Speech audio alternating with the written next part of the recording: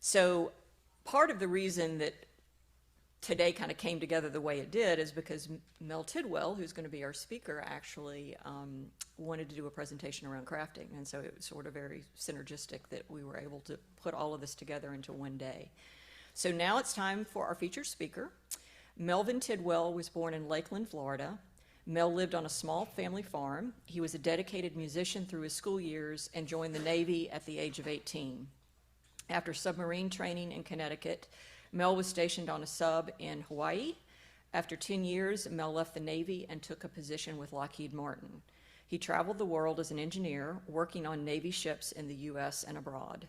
He then left Lockheed in 1996, but in 1997, he worked as a boiler technician at Yellowstone National Park. He drove across the U.S. a few times and then took a job with Gulfstream Aerospace in Savannah. He eventually returned to Lockheed in Huntsville, Alabama in 2003. And that's where he met his spouse, John Puitt, who is our pianist, music director, and current president. Mel and John have been members of MLUUC since 2018, and Mel retired from Lockheed in 2017 and moved with John to their home in Blue Ridge. Mel now spends his time cooking, gardening, and cleaning, and taking care of John and Bo, the protector of the gardens and all-around love dog. Thanks to the support and love of this congregation, Mel was encouraged to apply and was added to the pulpit directory as a Unitarian layperson for the UUA Southern region. As such, Mel is eligible to speak at UU churches throughout the Southern region and has been a recent speaker at the UU congregation in Sandy Springs and at the PFLAG chapter in Blairsville. He recently received and accepted another speaking engagement at the UUCH in Huntsville, Alabama. So now let's hear from Mel.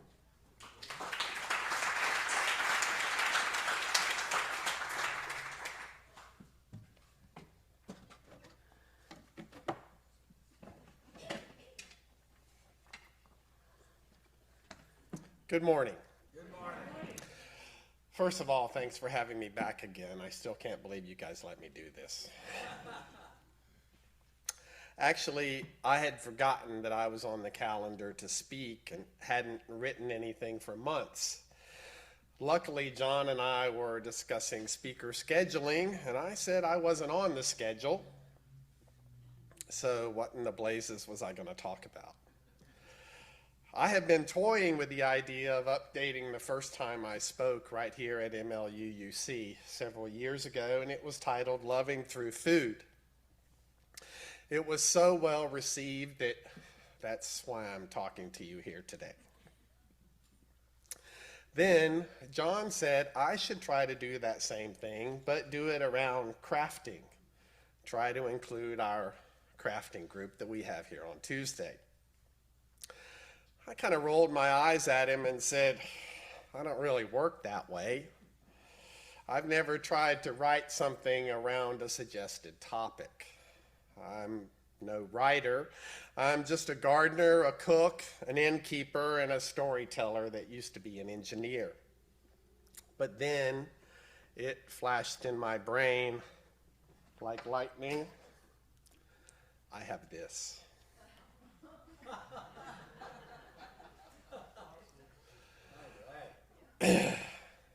This crocheted bald eagle that my Granny Hallman handmade for me.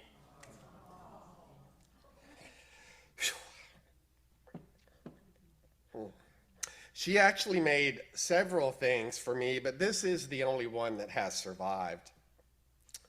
Granny Hallman was about 50 yards from me, all on the same property since I was 5 years old.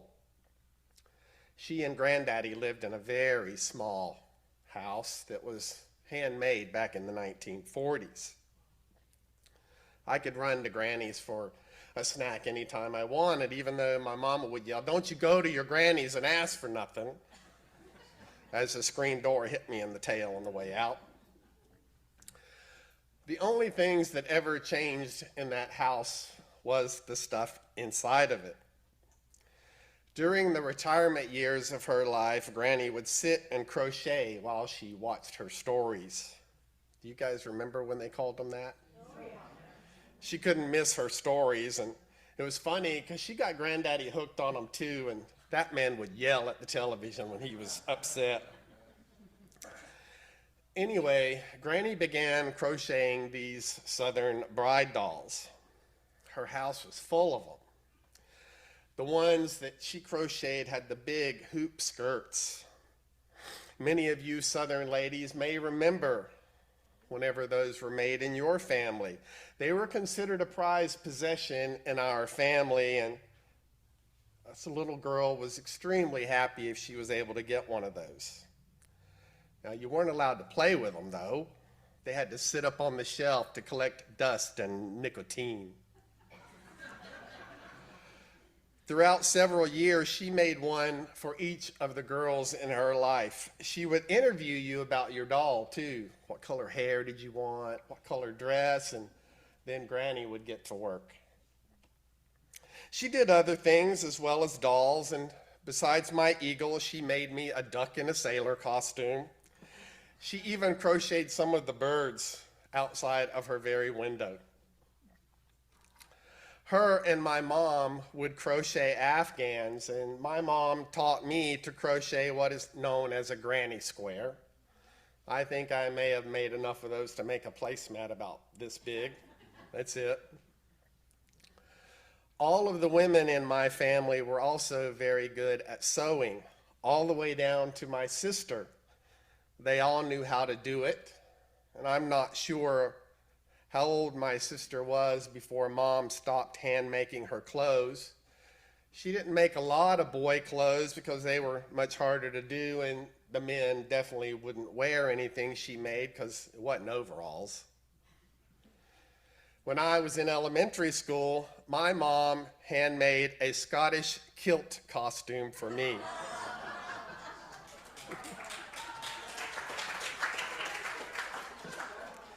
We had an international day at school that we had to dress up like another country.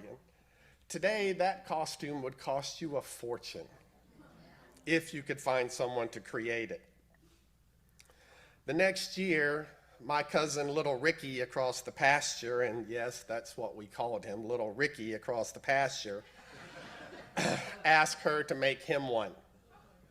Mine was better. His was red.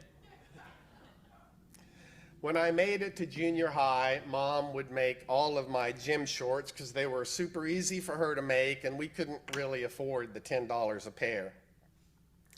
Then I joined the band, and Mom made all of the uniform pieces I had to have, and she made some for other kids too. My sister was the oldest in the family and began working first, and she could buy her own stuff, but I guess Mom still needed someone to sew for, or perhaps it was the leisure suit craze that prompted her to begin making them for us guys. Dad, brothers, me. Y'all remember them double knit leisure suits, right? Y'all, mine was this bad color of rust, like an old car sitting out in the yard with grass growing up to the windows. We had to have one of those long sleeve silky shirts under it too, that polyester nightmare in Florida. Anyone else recall those? I also remember my mother's patchwork bedspreads. Just about any nook or cranny to be found in our house had a bag of scrap material in it, and she would pull them out, cut up squares, and sew them together. I didn't think they were beautiful back then because I was a stupid child. Now it's time to introduce you to my father, Doyle. His first name was actually Elvie. He went by Dole because everyone wanted to call him Elvis. He even got all this mail addressed to Elvis Tidwell, and he hated it. He was a character, a joker, a lovable guy, but he was one of those men that seemed to know a little bit of everything. He and our family built every square inch of our home, framing, wiring, plumbing, all the way down to sewing the curtains, you name it. He seemed to be able to do enough of all the modern manly things that had to be done. His passion, however, was carpentry, and he was absolutely brilliant. After his retirement, he had a shop the size of a 5-car garage, and he built custom cabinetry for people's homes, and he was hired to make furniture for others. One year, he made his granddaughter's doll houses. These were the most impressive toys imaginable. He and my mother spent countless months and hours making all the furnishings as well as the structure. I didn't absorb a lot of my dad's man skills on the internal combustion engine, but I can drive a nail and do what needs to be done around the house, kind of. Now, fast forward to the Indian Ocean, 1984. A big gray thing floating around for months. Before the age of video games and desktop computers, no cell phones, and hell, there were no phones at all. No TV except the one movie they showed every night, and yes, it was just one movie. I had read all the books I could get my hands on to pass the time, and you do not know the boredom that can ensue on a mid-watch in the after-steering station of a Navy ship. That was my station back then. I sat on the deck of steel in the ass end of that ship for 6 hours at a time. 6 hours on watch, 12 hours off watch, and begin again. Day in, day out, mostly alone for months on end. There was no function really to be performed. This is now what I call an aw shit station. My job, seriously, was to sit there just in case the steering on the bridge malfunctioned. I never had an emergency, ever. And every night on the mid-watch, the bridge would conduct a test and give steering control to the watch just to make sure it all worked. And that's it. For 23 hours and 55 minutes a day, some junior schmuck like me would sit there on that deck and try not to sleep. I had a lot of time. Anyway, we were turning to head south to Australia, and that meant crossing the equator, which brought shellback initiation. It's a whole day of an extreme hazing ritual that has been part of the Naval Sea Service since before any of us was born. It's still around, but no longer exists in the form I had to endure, thank goodness. But when you cross over the equator and make it through the hazing, you are transformed from a mere pollywog to a shellback, a sea turtle. Now, I never understood how a frog became a sea turtle by crossing the equator, but whatever, it was the Navy. I won't share the horror this was, but part of it was also a contest for Miss Equator Queen. Yeah. Every division on the ship was required to have a contestant. And remember, I said 1984. There was no women anywhere. This was all a bunch of supposed hetero dudes celebrating a rite of passage, and some of it was pretty queer. But I was in charge of my division's contestant, Smiley, and yes, that was his name. Smiley was just that, too. Dark, clear skin, and thin with defining cheeks. Hetero as they came. Friends, I turned that man into a mermaid. I sure did. Out of a few pillowcases, rags, rope, and a couple of condoms for breasts. Now, I had never sewn much of anything in my life, and my mother always bragged that she taught her sons how to cook and sew, and I don't really remember that, but I had watched it my entire life. How hard can it be, right? It truly was not difficult, but it was uber rudimentary, all hand cut and sewn, no patterns, just my crazy ass gumption that I could do it. Of course, we won the contest, and funny thing was the entire ship knew where my costume had come from my hands. Them other dudes wearing bras and panties for their costumes way out there in the Indian Ocean was extremely sketch. Then there's the food, what I have become most well known for. As I mentioned, I believe in loving people through food. It is not something that I was born with or even knew that I would take as a philosophy until later in life. I do think most of you already know how much it's a part of me. My mother and grandmothers cooked every single day of their child-rearing lives and beyond. Fresh cooking from the garden, till Hamburger Helper was invented anyway. But you've heard me spin stories of our small family farm, the fresh produce from our yard, and we had our own cows and pigs and rabbits and chickens, and my foreparents grew enough food to feed us all year long. I'm sure there are probably others here today that have experienced that same thing. We didn't know any different, really. While living through it in the 1970s, I felt a lot of embarrassment about not being able to afford shopping at the grocery store or going out to eat. But today, that is my comfort zone. At home, surrounded by food and the ones I want close, trying to grow as much as I can from my own soil, just as my parents did. I realize that I do it for many reasons: to remember those before me and to acknowledge my past, to feel connected to my past, family and friends alike.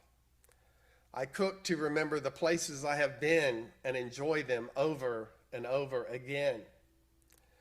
I cook to take care of John because he deserves nothing but the best of what he loves as well.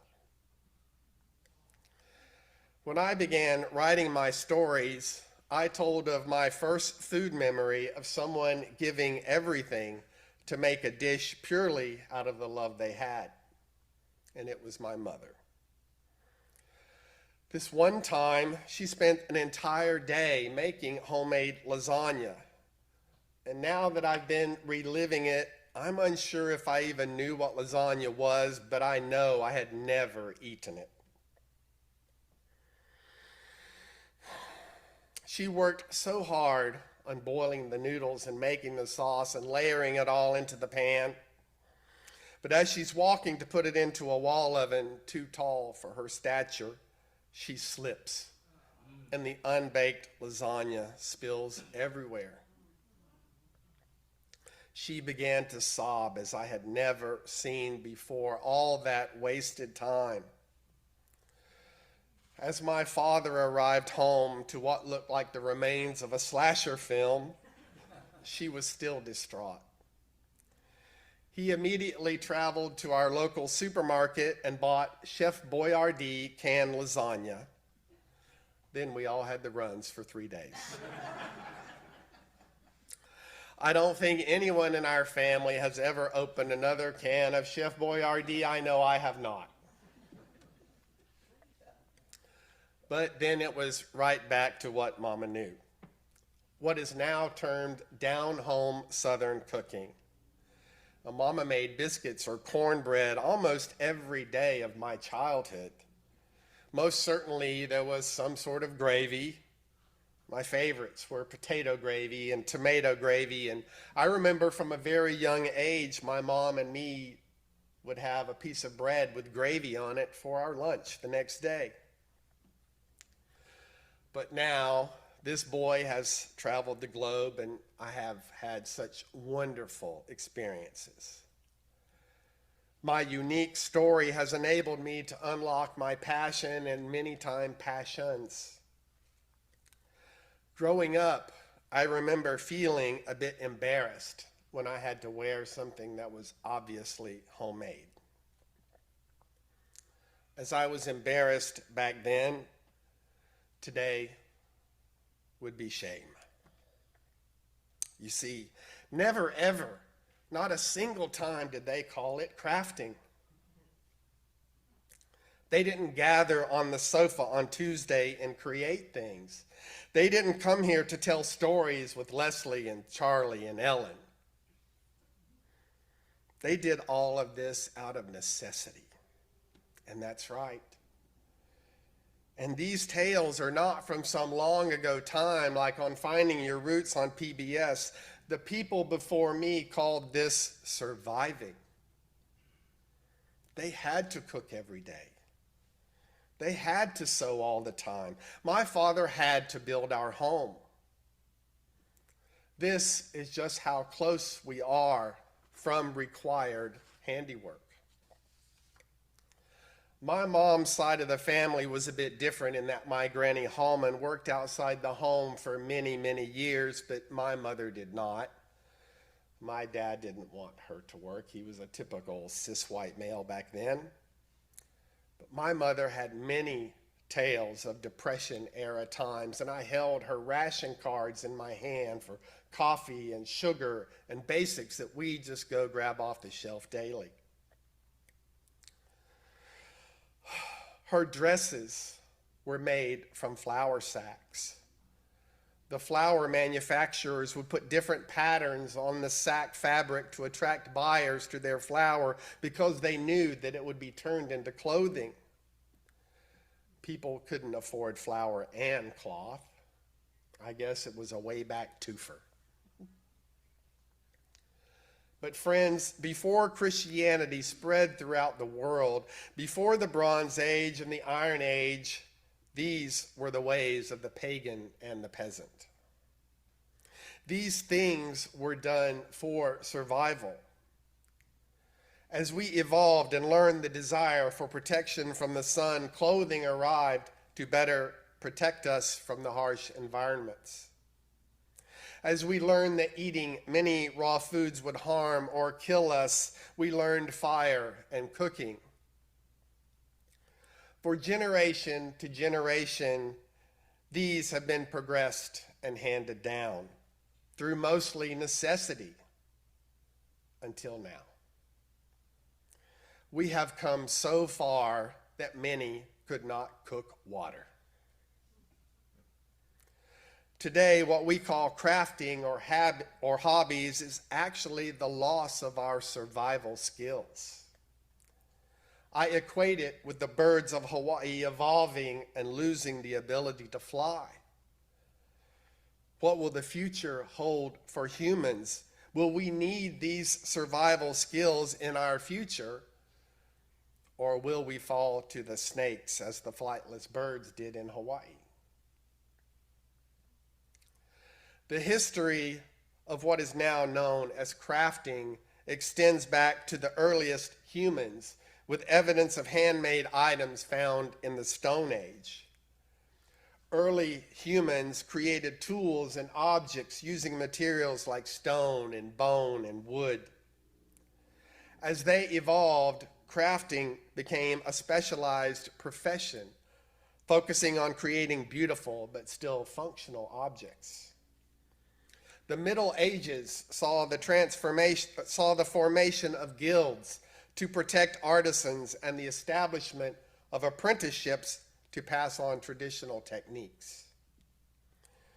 Crafting has also been used as a form of resistance and activism, particularly during the Industrial Revolution and in the women's suffrage movement. Our own crafter Crystal does this.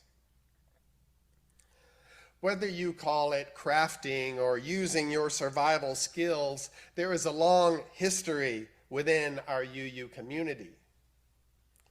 In December of 1865, Mary E. Fraser and Sarah J. Burridge founded the Ladies Sewing Society to raise funds to establish a Unitarian church in Portland, Oregon, when their congregational minister launched an attack against the Unitarian faith.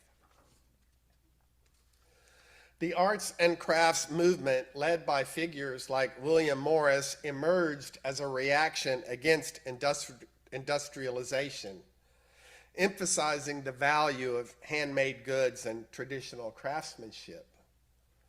Morris championed a principle of handmade production that didn't chime with the Victorian era's focus on industrial progress. This is where our crafting group comes in and why I am here. Now, don't get me wrong, I love gabbing with my crafting homies, but it's really our quilting group coming together and making those baby quilts. You see, there are people out there that have lost the survival skills to make their baby a blanket, but yet they're too poor to buy one. I see this as making an impact and hopefully strowing a little Unitarian Universalist awareness. I am a lucky man that was given the blocks of these survival skills. I see all of our beaters and carpenters and quilters and knitters and all the others playing a vital role in keeping these skills alive. I'm not talented enough to be part of any professional guild, but I stand at the ready for what transformations may come. I've told many friends that we will all gather at our home for the zombie apocalypse. I will have the gun installations surrounding the perimeter, and I got my buddy Bryant in Huntsville that can make our bullets. It'll be like a Golden Girls version of The Walking Dead, only with better food. We, as Unitarian Universalists, honor the interdependent web of all existence. Our shared values of pluralism, transformation, and generosity are shown, shared, and experienced every Tuesday, right here in this church, both inside and out. From Ted, Rich, and the carpenters, to our sofa knitters and gabbers across the area, to the gossipy quilters, Ellen, Charlie, Leslie, John, and me. I won't even begin with them beaters. Seriously, though, I feel very grateful for all of this now, these survival skills my foreparents taught me. Today, I'm here to say I am thankful for all of you. Just as a thread is sewn into cloth, a similar thread runs through all of us. Our coming together in common belief, purpose, and will. As Dr. Reverend Sherry Prudhomme has written, in a patchwork quilt, each piece of fabric contains a story in itself: where, when, and how it was made, what other garment or fabric it was part of, who created and touched that fabric. Sewn together, the quilt collectively tells other stories and goes on to be part of yet more stories in the lives of many beings who interact with it. Mountain Light, the patchwork we are is stronger than what is external to this place. Know that every handshake and hug, every baked good and Tai Chi class, every movie day and Mahjong Monday are threads. Each and every one of us is now part of each other's stories. As a storyteller, I can't tell you how incredible that is. So as we leave here today, stand firm in your faith. Be courageous and strong. But let all that you do be done in love. Thank you. Shalom. Namaste. Assalamu alaikum. Amen.